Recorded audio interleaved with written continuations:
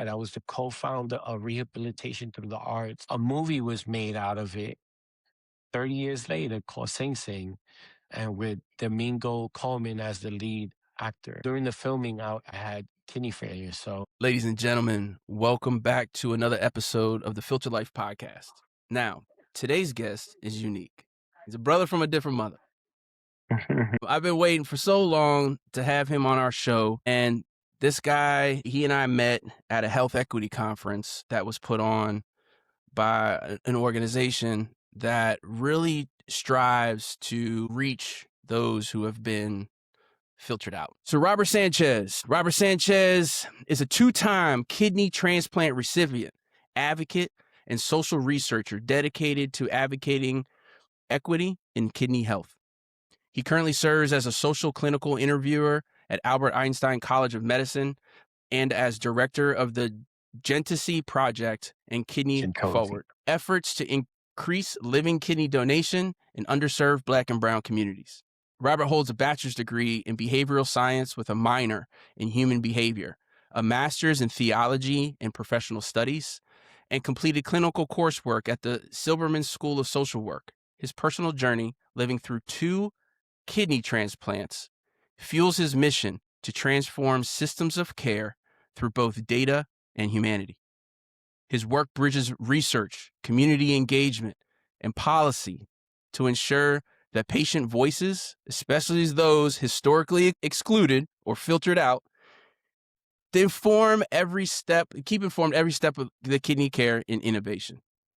He also serves on the NIH-funded study Structural Racism as a third hit on kidney outcomes of Black individuals with APOL1 risk alleles, and contributes to the PCORnet Insight Clinical Research Network. Beyond kidney health, Robert is the co-founder of Rehabilitation Through the Arts, RTA, a groundbreaking theater program giving voice to incarcerated men in New York, and the subject of the critically acclaimed 3-time Oscar-nominated film Sing Sing. Rob's a writer, poet, playwright, multidisciplinary artist. Rob uses creativity as a force for healing and justice.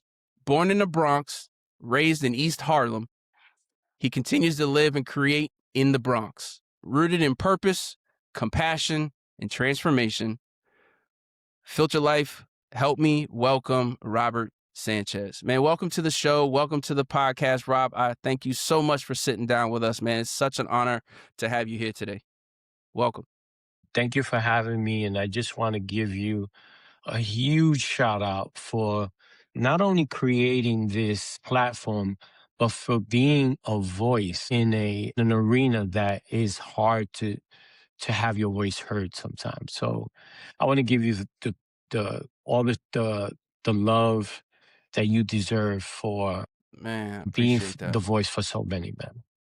I appreciate that, Rob. Man, look, man, you do the similar. We are just 2 guys, man, that have been affected by similar diseases in different ways, you know, and being able to bring our stories together to affect change in other people's lives, man, is a goal, you know, and I love the work that you and I do together on both of our organizations and how we work together to effectively drive change in this kidney community through awareness and those kind of efforts. Now, Rob, on our show, we call it the FilterLIFE podcast, man. What does the word FilterLIFE mean to Rob Sanchez? I think what FilterLIFE means to me is how do you navigate a world that throws different challenges at you? And how can you get to the other side, not only just as somebody who survived whatever comes at you, but someone who not only survives, but to also to have a better life, to live better, to succeed in places where you didn't think you would succeed at. To thrive. I love that. To thrive, to be able to thrive, and to be able to strive and hit goals that you never imagined you could hit while you were being challenged. I think I've had a lot of situations in my life where I had to figure it out.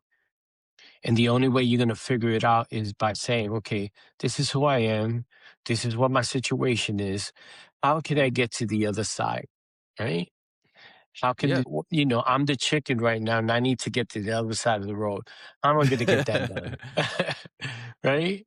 So, and we Absolutely. figure it out because what we learn about ourselves growing up and becoming adults, and that we learned that we're stronger than what we thought we were. Every single time I know I've been tested, whether that was mental strength or physical strength, I've surprised myself, and how strong my body actually is. Things that I feel sometimes I can't do anymore.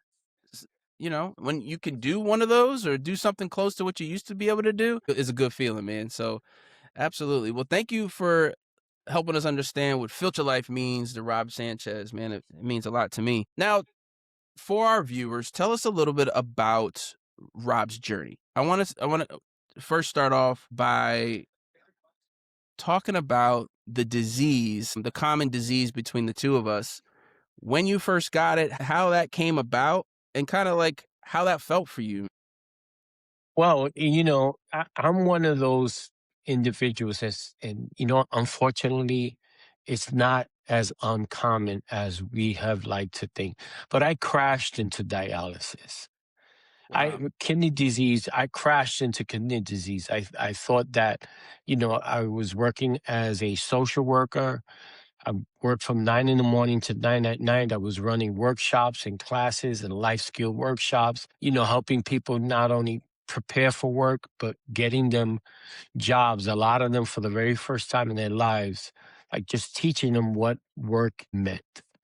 And Mm. so I started feeling off. I was suffering from edema. I didn't know what edema was. I was slowing down. I couldn't lift the weights that I was used to lifting. I was off. Something was off about me. Every morning I would be sick. But unfortunately, like a lot of men, we just put a H on our chest and we handle it and we keep it moving, right? And Yeah. that's the way my life has always been, right? Like something challenges you, you find a way to get through it. You find a way to get it done. Um, Yeah. you say that you crashed into dialysis. What does that mean to you? What does that mean for you? Crashed into, I had no warning, or at least I didn't allow myself to have a warning, right? Because I Mm. kept ignoring the things that were telling me, Rob, your body's under a lot of stress. You need to make sure that you go to the hospital. I kept ignoring that. And so what happened was I remember being in bed one day and I had a headache so horrible that it woke me up out of my sleep. I've never Wow. had a headache just wake me up out of my sleep. And so I remember just feeling so sick. I couldn't turn on the light because it would make me dizzy. And then I started getting cramps that would make me just fall off the bed. And the girlfriend I had at the time was like, Rob, you need to go to the hospital. I kept saying, it's just some stress. And finally, I went to my boy's place. He was like, hey, I just created a mixtape. Come over here and listen to it. Mm. And when he saw me, he says, what is wrong with you? And I'm like, what do you mean? He said, you're swollen. You look like Popeye. You And look we like the laughed Nutty about it. Professor. Yeah, yeah. So he saw my legs. He was like, yo, Pete, my nickname is Pito. He said, you need to go to the hospital. And when I went Like, to the hospital, the doctor said to me, he said, Rob, I don't know how to tell you this, but you need to go on dialysis right now. And if you don't, you don't have a week and a half left. You need to have what? dialysis this minute. So that was What? a huge Yeah. shift in my life and how I thought about my life and how I approached my life. Like I was no longer healthy. Did you know anybody that had been on dialysis before? Did you know what like No, dialysis was I about haven't. or any of that? No, you hear the term, but you don't, you know, the sad thing is that if you're not directly affected by any of these illnesses like heart disease, kidney disease, and maybe sometimes even cancer, right? It goes one in out the other, right? Like you I just know. don't, you're so busy trying to catch up with life and working and creating this safe place for you that you put yourself in danger with illnesses that kind of sneak up on you. They sneak up on you, man, because the industry isn't set up for us to pay attention to that stuff. It is set up for us to try and turn a blind eye with the chemicals they put in our foods and the things that we are exposed Right. to and that we eat and all these things that cause these long-term diseases. If you're not paying attention to that, if you're not, let alone paying attention to your own health. I talk to so many people, right? And I'm always like, hey, they're like, yeah, I try and stay active and I try and stay healthy. But I ask them all this one question. I'm like, what's your EGFR? And they're like, huh? I said, well, how well is your kidneys Yeah. working? And Right. Yeah. they always look at me and they're like, oh, well, the last time I went to the doctor, they told me it was good. I said, what is good? What You is know, good? Because like, I know at some point in time, good was 60% right. in the So I kidney had world, you know?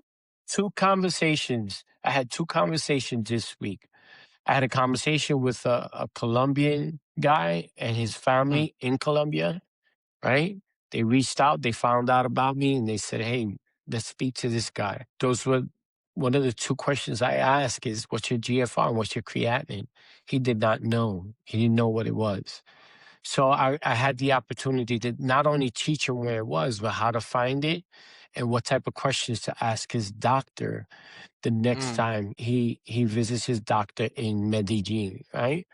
So, and I had another conversation just this morning, and the guy says, "Hey, I'm depressed, and I don't know how to go about this. This is something that's new to me." And I said, "Okay, it's okay. You did the right thing by reaching out. mm-hmm. But I'm gonna ask you some questions. What's your GFR and what's your creatinine?" He said, "I don't know what that is. Can you tell me what that is?" I'm like, "Sure." And you know, look, I'm not making excuses for anyone, for systems, or for individuals that don't know those questions, right? Mm, I think as time moves on and as individuals like you and me and Andrew and places like NephCure and the pharmaceutical companies that creating medicines to better the lives of people with FSGS, specifically, places like yeah. Travere and Vertex, they are doing something about it. It's something that I say that I'm beginning to say now is this is that just like you and I have to tell our stories, right? Because we are Mm-hmm. directly affected by kidney disease and how kidney disease, not only kidney disease affects us, but our families and our loved ones and our friends and 100%. Yeah. the way we move about. But also, I think the science community, the scientific Mm, community needs to tell their story as well. They need to be able to say, hey, we are doing this work. Have faith in yeah. us. And Yes. they need to be able to tell their story as well. Whenever I speak to scientists, or these are brilliant and loving people, I've met more of them than I ever have in my life. And I'm like, wait a minute, you know what? That narrative is changing. These people Mm, do care. mm-hmm. And we need to know that they care. We need to know that when we're sleeping, there are people working on our behalves. I talk to researchers all the time because we're trying to connect and look at these links between the toxic chemical exposure and kidney damage. So when I'm talking to research companies, bio companies, all these different organizations, they are involved in so much cool stuff, man. So much cool stuff that like the Yeah, world doesn't really even know about. And it provides so much hope right, for a patient, right? Like there's organizations, these pharmaceutical companies that are on the verge of creating therapies for our disease that has nothing. We have nothing. No therapy at all. I mean, it's a relief. It's a sigh of relief. It shows you that advocacy, number one, works because it right, gets these kind of messages, the stuff that you and I do, Rob, it gets in front of the people in the researchers. I remember giving a talk in front of the NIH and the FDA. They were asking questions about all the other weird medications that I use to try and treat my disease that aren't made for my disease. And they're trying to understand what aspects of that medication were working and that were positive, and then what aspects of that right. medication we didn't really like so much, or what side effects were caused that were unnecessary. So having those conversations and talking to the people that run the clinical trials and all these different stuff provides a lot of hope. I know at least it does for me, Rob. It does. And let me tell you something. The key word to all of this is hope. So, like, I encourage doctors and scientists and anyone that's watching this that works in the scientific community, tell your story. There's this gentleman that I met recently at a I heard event in Mount Sinai. Name is Dr. John Fessel. The nicest guy in the world. When you hear him speak, you know he cares. You know he cares. You know that he's doing the work because the work matters and because he wants to save lives. We Yeah. need more of those stories. We need to be able to hear from these places because then I could go to sleep and say, thank God Somebody's somebody's got the working on watch. my behalf. Right. Somebody's got Somebody's the got the watch. watch. Yo, that feeling alone is awesome. Right. So our job is not only to say, okay, you and I, right? You and I, we're doing the work and we're teaching the community, hey, this is the way you might be able to go about your kidney disease, but also that there's others that are working on our behalf to make sure you have a better life in the future. I think that is the most powerful message that we can put out there. I agree with you. I have had the blessings to meet my partner now at Kidney Forward, Andrew Liu. And Andrew is an amazing young man. I mean, this guy's he's a young man, but he has done a lot with his life. And something that I really respect him for is that he has so many different avenues where he can make a living and but he does kidney work not to make a living, but because he cares and because he wants to see others have a better life and a better future. And he wants to help solve this issue. And so I've been blessed along the way to meet individuals like himself, like you, and different, so Yeah, I, absolutely. I think there's hope there. Now, Rob, okay, so you were diagnosed. What year were you diagnosed with your I was FSGS? diagnosed in 2007 and I had my first transplant in 2009. So I've been dealing for this for, yeah. My first transplant was in 2000. And you had kidney disease for 2 years. How was that? Were you on dialysis all the time up until that transplant? I How did was you have to get the on, word out about transplant in the first place, being new to this? so I'm going to tell you, so I didn't even do any kidney work back then, right? My kidney work started like in 2000, like 13, 14 when I was, so I was getting another master's degree at the Silberman School of Social Work, my second master's degree. And don't ask me, I love learning. I love You're a the smart school. dude, man. That's why I respect you so much, I right? love going to school and stuff like Never that. stop But learning, man. no, never. I'm 57. I'll be 58 in April. I just Whew, started. you look good, right? Look good, sir. You look Thanks. good, sir. I just started a Python course at Columbia University / Harvard. It's a Harvard course. And so I'm learning Python. I'm also a software engineer as well. That's And I awesome. want to That's use awesome. it to help solve some of the issues we face as kidney patients through technology. But I'm going left field.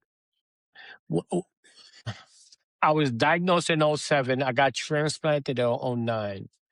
I started, I said, you know what? Well, I'm healthy. Let me go get another master's degree in social work. I started there in 2012. In 2014, that whole year, 2013, 14, my mind, my thinking was loopy, right? I was just, and I'm like, something is wrong because what a lot of people don't understand is that disease also affects your thinking. It does. So Yeah. I ended up fainting at an internship I was doing at Cancer Care. And I was told, Robert, your kidney that you have for 5 years has failed. And it was a huge blow to me because I didn't know at that time what FSG was.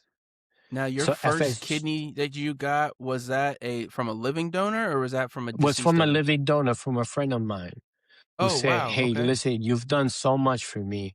I want to save your life. And Wow. I kept saying no, no, no, because he was a pain in the ass, right? Was But it hard for him to qualify? the first time he got denied by a hospital, but then he was like, I'm gonna go to different places to see. And to his credit, he really wanted to do this for me. So I finally relented. And I said, okay, you know what? Let's do it. Because I wasn't helping you because I wanted you to do that for me. I was helping you because I want to see you have a better life. So he gave me the Yeah. kidney.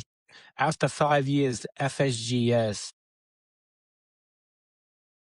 It returned. destroyed that kidney, returned, and had that kidney fail. So let me pause you real quick, Rob, just for our listeners who are listening along with us on our podcast. I want people to understand that FSGS is a rare form of kidney disease that causes scarring through the entire kidney itself. It's an Right, the autoimmune glomeruli, disease, right. and the immune system is what attacks that kidney and causes Well, it that attacks the permanent damage. glomeruli, the filtering cells The in the filtering kidney. cells inside that kidney.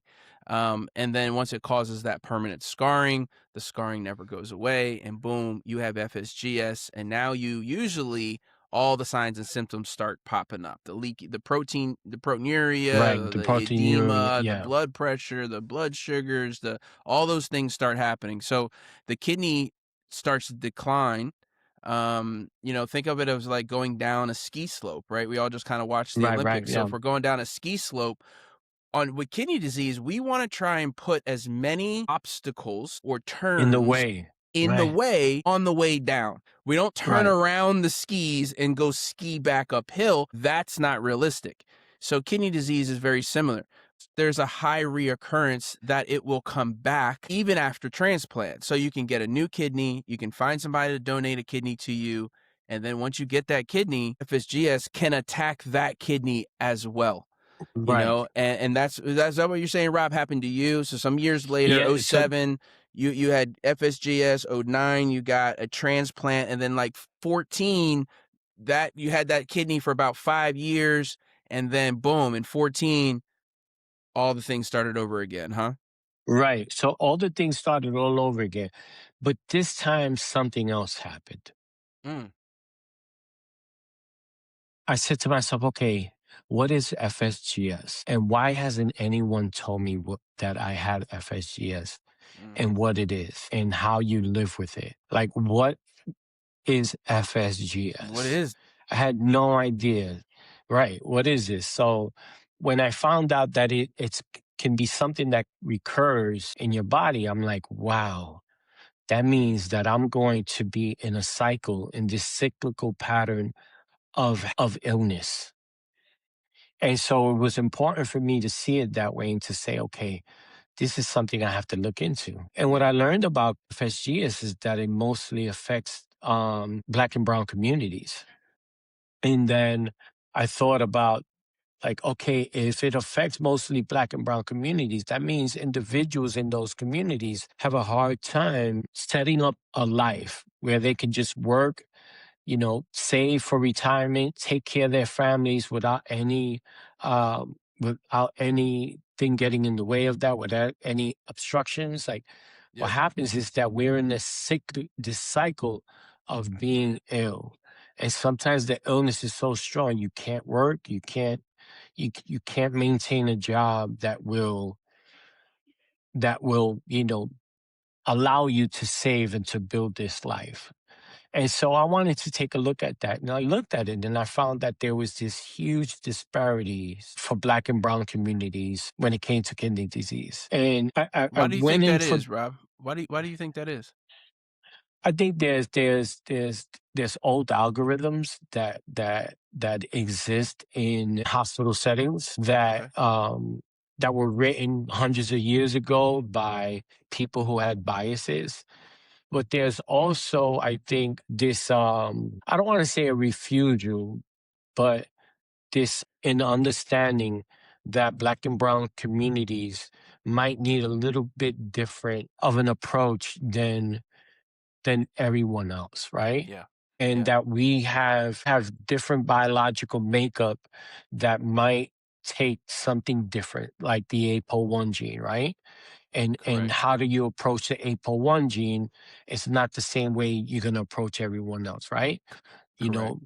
So we So needed what to I'm hearing is understand that that it could be some genetics, I think systemically. it could be genetics, it could be systemic discrimination, healthcare access, Don't usually have Black the and best brown access to communities, healthcare. right?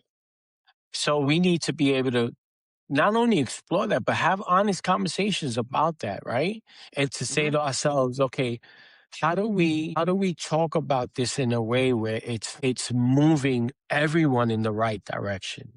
Not only Black and brown communities, but it's moving everyone with illnesses in the right direction to where we can find a solution to some of these illnesses.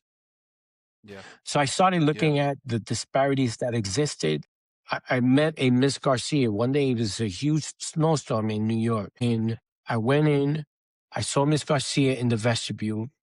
Hmm. And she was like, and she was 89-year-old, the cutest old lady you could see. And she said, hi. And she used to call me Mijo, my son, right? And she said, hi. And I'm like, why are you out here without no gloves and a hat?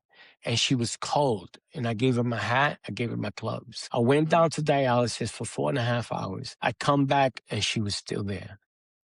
And I'm Wow. like, absolutely not. Who's failing you? I'm like, what are you doing here? And she says, Accessoride didn't pick me up. I was so angry because four What? and a half hours, I am dead tired. Like I'm exhausted. Like like dialysis really puts it really challenges your body. You know, you lose 15 pounds in 4 hours. I went I've heard. downstairs, gave them hell. They got her an accessoride in 5 minutes. I'm like, what if that was Miss Jackson out there? Or what if that was Miss, Harvey? Would they have done that to Miss Yeah. Harvey or Miss Jackson? And when I looked at the numbers, the answer is no. And so Miss Garcia is the one that inspired me to start the Jentosy project after the two women that eventually saved my life. And so we need to be able to speak about these disparities in kidney disease for Black and brown patients. And we need to be able to say, hey, listen, take a look at this. This is what's happening in our community. And I think to our credit, 6, 7 years later, these conversations are happening in different parts of the kidney health community. Now you mentioned the Jentosy project. Can you tell us a little bit more about that? So I had been waiting for a kidney for 6.5 years. And my friends kept telling me, Robert, you have done so much for so many people. Why don't you just post on Facebook that you need a kidney? I'm like, nah, I don't want to, I don't want to be a burden to anybody. I don't want to do that. Like, I just want to chill. Eventually something will come up. Say, Rob, like, is that the advice you would give yourself if you were one of your patients? I said, no. And I'm like, okay, That was I a good got it. question. Keep us in check. Right. So what I did was I wrote a quick post. I said, look, I'm just going to put this out in the universe. I need a kidney. I'm dying of kidney disease. And if someone can spare a kidney, I would be greatly appreciative. Man, in a matter of like 2 minutes, I had 150 responses. What? And I was so happy with just a response. People saying, hey man, I wish you luck. I can't do it. And I was okay with that. But this one person said, hey, I know somebody that helps people find kidneys. I'm like, what? And I You turned said on what? to you, right? Yeah. And then this lady said, I can find you a kidney in a week. I'm like, come on, man. Like, really? She says, Yeah. I'm gonna find you a kidney in a week. This Jewish Orthodox woman named Chaya Lipchitz. And so I'm like, okay, and in the beginning I thought, okay, maybe, like, I don't know. You don't go in there believing this until, you see it. A week later, she called me. She says, I found somebody for you, Robert. And I was like, you're What? kidding me. She goes, I found What? somebody who's willing to give you a kidney. I'm like, oh my God. And then I was about to get a kidney transplant in 2019, in December 19th of 2019. And the night before my transplant, I got a call from Dr. Greenstein at at Montefiore. He said, Robert, I don't know how else to tell you. He's a very straight up dude, right? old Yeah. old time nephrologist, surgeon. Say, Robert, I don't know how to tell you, but you got cancer. I'm like, what? What? He said, Robert, you have cancer, kidney cancer. And so we can't go through with the transplant. And then that day, I also asked my wife for a divorce Oh my because God, she Rob, I'm so wasn't, sorry to hear that, brother. yeah, no, it's okay. You know what? It was actually all a blessing, right? So I said to myself, okay, Robert, what are you going to do? So, I'm feeling depressed and I'm feeling lonely and, like, uh, my wife at the time was like, all right, December 31st, I'm out. The new year, and I'm like, it's all good. You weren't being as supportive as I needed anyway. So I was okay. You made a decision, I made a decision, and I'm okay with Yeah. that. But the thing is that now I needed to take care of this cancer. Not only did I have cancer and I had an nephrectomy on January 28th, but then COVID, we were hit with COVID in January.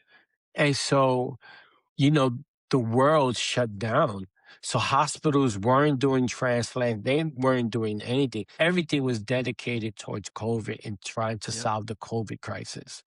Rob, I was So diagnosed in April of 2020. So I spent that year in wow, the hospital, with my wife in the parking lot because it was COVID. And they originally had thought right, my diagnosis, because they hadn't seen my symptoms. And I showed up at the VA hospital and they were like, wow.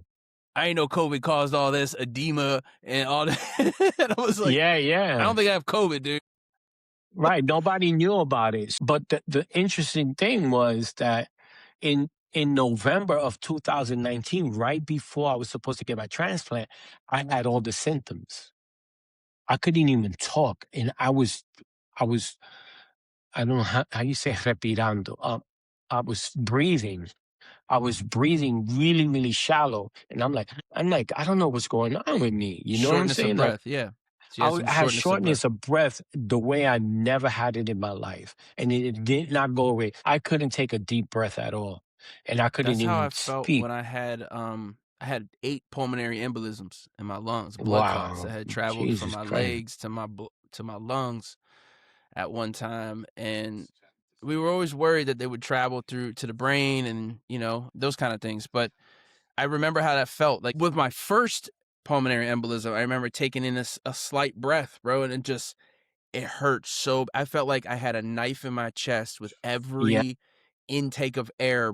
And then it was like one after another. And then by the time I got into the machine where they were trying to look at my lungs, I had 8 pulmonary embolisms. They had 8 blood clots in the lung. Bro, they were just like, we gonna kiss you goodbye, my guy.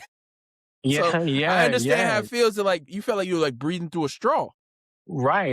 It was the weirdest thing and nobody knew about COVID back then. So Right.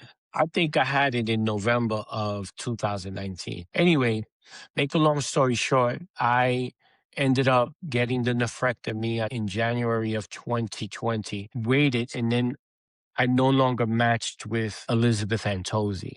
Mm. And she was like, don't worry about it, Robert. I love who you are as a person. I'm going to take care of you. And I was like, my God, this lady's a blessing. And, when you're waiting for a transplant, it can get lonely because you don't hear from the hospital. You don't hear from anybody. You don't know where you stand. You don't know where you are on the list, on the UNOS list. Like, you don't know where you are. You're just waiting for something and for someone to talk to you. Rob's telling us a little bit about the Jentosy project and how So, that kind of came to light. yeah. So she said she wasn't going to quit on me, Elizabeth and Tozy, and that we're going to find someone else. She's going to agree to go on a chain. So I'm like, okay, great. Mm. In October of 2020, they called me and they said, Robert, we found someone for you. And I was transplanted in October of 2020. And I had the kidney of a young lady named Jen Killer. Mm. So I wanted to celebrate these women, these beautiful women that did not know me. Both of them said they never met a Puerto Rican from New York, and yet they wanted to save my life. One was from Alaska, the other one from Pennsylvania, and says, anything you need, I'm here for you. And so I was like, how do we celebrate these women? How do we recreate these women for the Black and brown community? Because there were Yeah, two white women. And what you'll see is that white women, by far, are the people who donate the most kidneys. So my question is as a researcher and having a scientific mind, is why is that? And I wanted to recreate them and have a national conversation about what donation is and what does it mean. And so named the program after Jen Keller and Elizabeth Jentosy and called it the Jentosy Project because wow. I wanted to inspire people to think about kidney donations. Yeah, But there had to be two conversations, right? Not only to inspire people to think about kidney donation, but to also have this national conversation for Black and brown individuals in the United States on what community means. correct. Like, What does it we need to mean? have a Yeah. conversation, right, about community and how to have community and how to have that understanding that we have to take care of ourselves as a people, as a community, and follow the examples set by Elizabeth Jentosy, by Jen Keller, these beautiful women who decided to save the life of a stranger. That's the amazing thing, right? Man, that's the amazing part because living kidney donation is probably like when you donate an organ, you can only donate a kidney once, right? You got two kidneys. Most people have two kidneys and you donate one. You can live a long, healthy life with one kidney if you donate a With just kidney. one kidney, right? Yeah. So it's I'm it's I'm going to tell very you something else. Yeah, it's really Yeah, go ahead. I'm rewarding sorry. for that I've heard from the donors. We've had a couple donors on our show as well that have, donated not only kidneys but liver. People didn't understand that your liver can regenerate and kind of what that process is like to go through donation and how, if you're interested in donation, you want to see, do I qualify, right? Because these two ladies saved Rob's life. How many others are out there that want to save a life, just don't know how, don't know that you can, So organizations like ours and Kidney Forward, Rob, like with you, out there trying to connect our community, right? Our Black and brown communities with resources, you know. I know that when I go to the dialysis clinics and I walk in there, unfortunately, it's not a whole bunch of white people in there. You know what I mean? I mean, most of these dialysis clinics are filled with Black people that look like you and I, Rob, you know? Yeah. Yeah. And, it's like, oh, wow. Okay. Why is that? So so you put your researcher hat on and you start doing that research. You start figuring out what is the problem and you lead to it's community. We have to understand, we have to pay attention It's to it. community. It's being able to have a community understanding of how to connect, right? And there's this one other Exactly. term that I think we need to start pushing, right? Is how to teach people from our communities that they have social capital. And often people say, "Hey, Robert, Yeah. what is social capital?" I said, you may feel like you don't have any money in your pocket, you don't have anything to offer, and like you have no connections. That is not true, right? We all have social capital, whether it's the church, whether it's our family members, whether it's our friends. We have to be able to understand that, hey, I do have social capital. Let me connect with my friends, my neighbors, the church, the schools, and different people on social media, and Hmm. to say, hey, I am in need. Can you help me get to this place? And so those are kind of like the conversations that I've had with people from all around the country and actually all around the world, right? And saying, okay, how can we get you and your family to become beacons where Mm, you attract people that want to be assistance of you, right? You always say, knowledge is not meant for us to keep. it's It's meant meant for to us be to given pass on. away, Correct. It's right? meant to be So given if away. you have an experience and something has worked for you, it's your responsibility to give it away and to Now, you to see, to share with other people.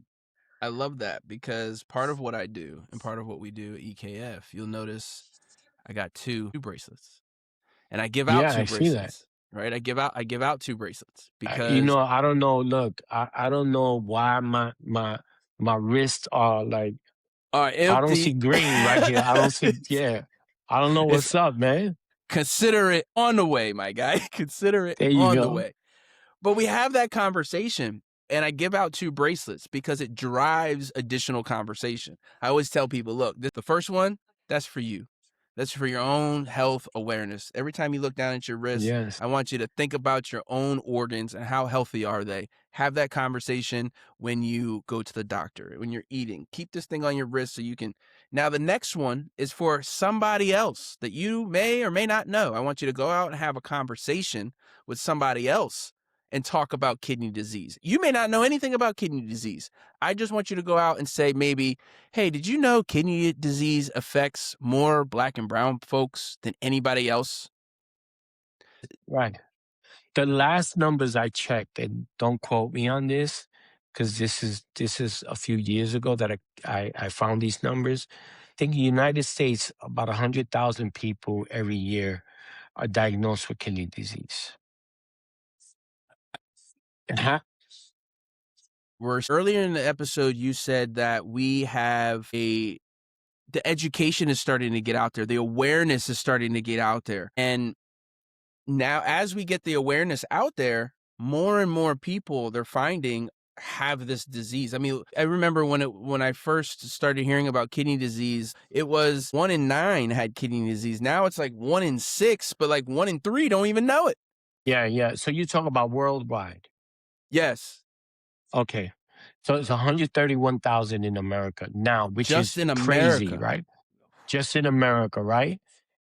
Half of that is Black and brown people, even though we represent 35% of the United Oh my States. goodness. Yeah. Think And about that's that the number. disparity that we're trying to change, man. Right. Right. It's a lot of brothers and sisters out there, man. And, You know. part of it is because of misinformation, Mhm. right? And the Mhm. second part of it is that we don't trust the healthcare system, and for just reasons, right? And we have to start having a conversation about how that lack of trust in the healthcare system hurts us. And to say, okay, you know what? You may not trust the system, but I want you to trust Dan. I want you to trust Robert, and we're going to help you navigate the system because we understand the system. We know the system. We know that there are good people in this system that want to see you do well.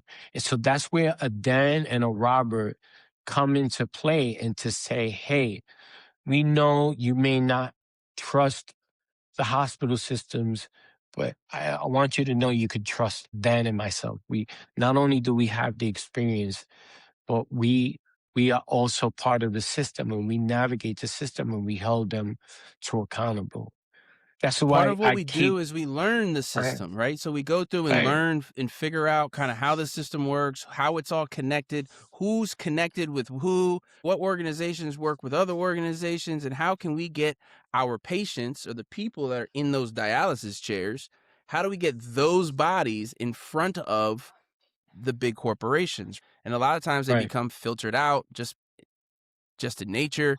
And we want to be able to find ways and resources to filter these people back in. So with the work that the Enlisted Kidney Foundation does, Rob, the work that Kidney Forward does, us, our collaboration and working together, I think we've been able to bring some patients together and bring some patients in a spotlight in a way that they probably didn't expect or weren't gonna have otherwise.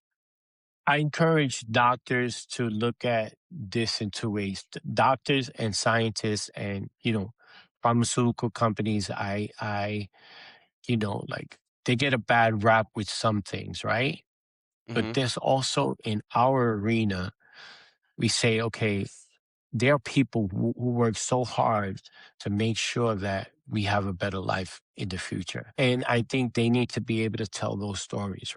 And also for doctors to understand, like a patient comes in front of them, a patient of color, anybody, that person comes to them with this experience of these vast amount of experiences of systems that have failed them. Then they come in front of the doctor and they say, I'm sick. And then the doctor is left trying to figure out how can I help this person the best, not knowing that that person is also bringing the experience of other systems into play there, and is bringing him saying, I need you to take this and I need you to fix it. Yep. And And sometimes they can, sometimes they can't. and sometimes they can't. And doctors need to know, doctors and scientists and all these beautiful institutions that do want, I feel, I want to earn the side of faith and of positivity, that want to fix the issue. Sometimes they don't know where to start because they just don't understand how the patient and the patient's past and the different systems that failed them. For me, the systems that failed me were the education system. And, I ended up reversing that and and having a great education. I'm still getting it, right? But Yeah. the justice system, poverty, and all these little things that I was a part of all led to me getting kidney disease. I have no doubt about that. All these little systems. So how do we have that conversation, that real conversation to say, hey, listen, kidney disease is also affected by where you live It and how you is. navigate that neighborhood, right? Fast It's foods, affected how you liquor navigate stores, the neighborhood. It's affected by right? the environments that you work in. You know, For my kidney you, the disease came environment you from an work in, right? environment, my kidney disease came from an environment that most don't work in. Who Yeah. would have known that these chemicals existed, military's using them and they're exposing our veterans and stuff to these things. There's some work that needs to be done. There's a lot of work that already has been done, but Rob, with the motivation that we have and the motivation that y'all have, man, I think that we can really affect and make good change by giving people access. That's what it is. I think that's what that's what you and I both do is we give people access where otherwise they wouldn't have had that access. I know that was given to me when I was laying in the hospital bed trying to figure out which gravesite at Arlington Cemetery I wanted to pick out. Wow. I found organization. I found somebody that could connect just some dots, not all the dots, but just some dots. And that just allowed my compass to kind of just get dialed in, and once I was able to Yeah, dial in yeah. my compass, bro, the recovery was amazing for me. A lot of the pain that I was going through at the time with all the things kind of went away because I started educating myself and the people around me, and I started evaluating the medical teams that were in charge of my care. And then I'm like, hold on, you don't know what you're doing. I just got back. I just got back from a conference, Yes. this national conference with the best nephrologists in the country that are talking about my disease. And and I have information to give you, but you won't listen to it. You're gonna have to work on a different patient because I identified a different medical team. And I know that I had to do that multiple times and finding different medical teams and filtering out the ones that didn't provide Yes. value and filtering in the information that does provide value, all Right. while trying to understand it myself and just stay alive. Right. And these, what's funny is I work with this brilliant young doctor, man. She's just an amazing person, right? She's a nephrologist, Dineshika Matiki. And she is not only someone who encourages for us to look at things differently, she's Mm-hmm. open to this conversation. She's invited me to do many of her research projects because she says, we need to hear your voice. And so she encourages that. And I'm finding that there are a lot more people who work in this arena say, you know what? Robert and Dan have a lot of things that they can not only share with us, but they can teach us about moving forward. And how do you move forward with a Dan? How do we empower Dan to teach others and to make sure that he's bringing that information to the people that need it? And so I'm grateful for that. I'm grateful for those conversations, and I'm grateful for people like yourselves who are doing different things and we're having different conversations. I say, look, you know, I help anybody. I don't care whether I speak their language or not. Mm-hmm. I'm gonna find a way to connect with that person. I don't speak to 1,000,000%. Bangladesh, but if I don't speak Bangladesh, but if somebody from Bangladesh comes to me, or someone from another country that I don't speak their language, guess what? I'm gonna find a way to communicate. All I gotta do is go to Google Translate, hold it up, and we're communicating already. So that's not an Yeah. excuse for Yep. us to reach out to anybody that we want to. Well, Rob, before we close out our podcast episode for today, we talked about a lot. So to recap, we talked about your 2-time kidney transplant recipient. We talked about the Jentosy project and the 2 amazing women that donated their kidneys to you that changed and saved your life. Yeah. Changed the landscape of Robert Sanchez forever. And I owe it to them to be who I am. I owe it to Jen Keller and to Elizabeth and Tozy to fight and to pass it on and to carry their spirit forward and to not only help, they didn't only help me, but they helped the whole tribe of people that come behind me. Now, can you tell me real quick before we go a little bit about how Sing Sing kind of came to be? So I told you I was a kid. I was 18 years old. I went to a friend's house.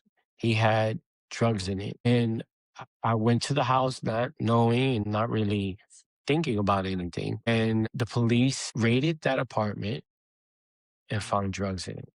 It wasn't my apartment. I didn't sell anything. I didn't own anything.